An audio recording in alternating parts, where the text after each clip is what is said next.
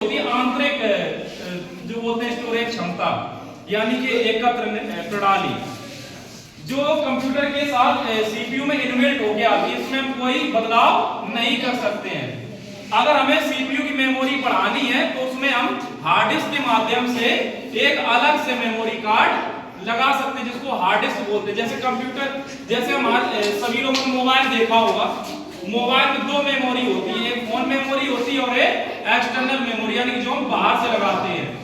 इसी तरह आपके कंप्यूटर के सीपीयू में एक मेमोरी दो प्रकार की होती है, एक जो कंप्यूटर के सीपीयू में लगी होती है और एक हम जो बाहर से लगाते हैं, जिसको हम हार्ड डिस्क बोलते हैं।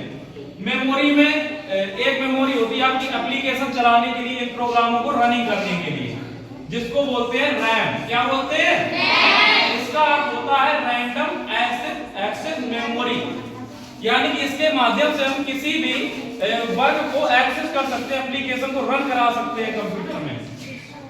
हमें गेम्स खेलना हो, गाने सुनना हो, वीडियो देखना हो, इन सभी चीजों को एग्जीक्यूट यानी कि चलाने के लिए हमें रैम की आवश्यकता होती है।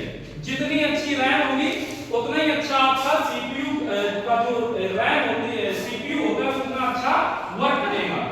और सीपीयू की कार्य करने की क्षमता आपके प्रोसेसर पर भी निर्भर करती है, जो कि जिसमें सभी प्रोग्रामों को रनिंग करने की प्रोग्रामिंग की जाती है। पहले से ही फीड किया होता है कि अगर इस आइकॉन पे क्लिक कर रहे हैं तो हमारा ये आइकॉन कैसे चलेगा, इसके लिए प्रोग्रामिंग की जाती है। बहुत ढेर सारी प्रोग्रामिंग होती है, जिससे इसके लिए बहुत समय भी लगता है।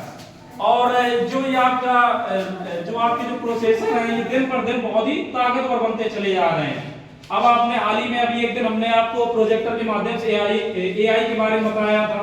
वो भी क्या है, उसमें ढेर सारी चीजों की प्रोग्रामिंग की जाती है, यानी दुनिया में जितनी भी चीजें होती है, जिस तरह से कार्य किए जाते हैं, उन सबकी प्रोग्रामिंग आपकी एआई सिस्टम में पहले से इनबिल्ट होती है। आप उसको जैसे ही निर्देश करेंगे वो उसी तरह कार्य करेगी जैसा कार्य किया जाता है। उदाहरण के लिए अगर हम आपसे कह रहे हैं कि हमें पानी पीना है, तो पानी पीने के लिए हमें क्या है, सबसे पहले उठना पड़ेगा और उठ करके गिलास लेना होगा। गिलास से जहां पर पानी थर्मस में बाल्टी में रखा हो वहां से ले जाकर के हम पानी पी लेते हैं। तो अगर जैसे रोबोट है, आजकल आपने देखा होगा रोबोट एआई सिस्टम बेस्ड होते हैं, तो रोबोट में पहले से प्रोग्रामिंग की जाती है।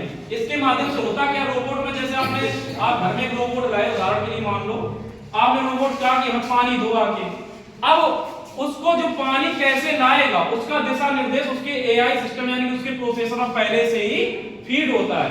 यानी कि वो सोचेगा पानी कहाँ रखा है, पानी के बारे में उसकी जानकारी उसके अंदर पहले से ही होती है। क्या पानी होता है, क्या दाल होती है, और क्या जानवर होते हैं, क्या पक्षी होते हैं।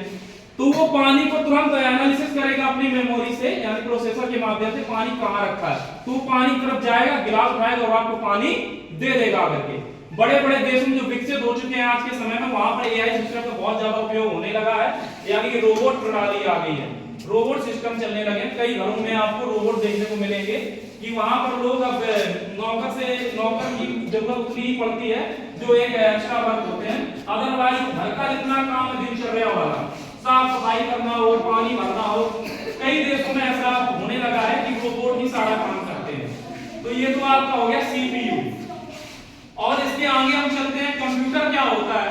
हम लोग कह रहे थे ये कंप्यूटर है, आपने स्क्रीन देखी, आपसे पूछा गया ये क्या है, आपने कह दिया कंप्यूटर है। ये कंप्यूटर नहीं है। कंप्यूटर किससे मिलकर बनता है? कंप्यूटर में आपके सभी भाग आते हैं, सीपीयू, कीबोर्ड, माउस, स्क्रीन और प्रिंटर। कौन कौन से आते हैं? स्क्रीन हो गया, सीपीयू हो गया, माउस हो गया, कीबोर्ड हो गया और स्क्रीन हो गया और प्रिंटर हो गया। यानी कि जितनी भी चीजें हमें कंप्यूटर में जरूरत पड़ती है कार्यों को करने के लिए, उन सभी का समायोजन कंप्यूटर कहलाता है। समझ गए आप सभी लोग?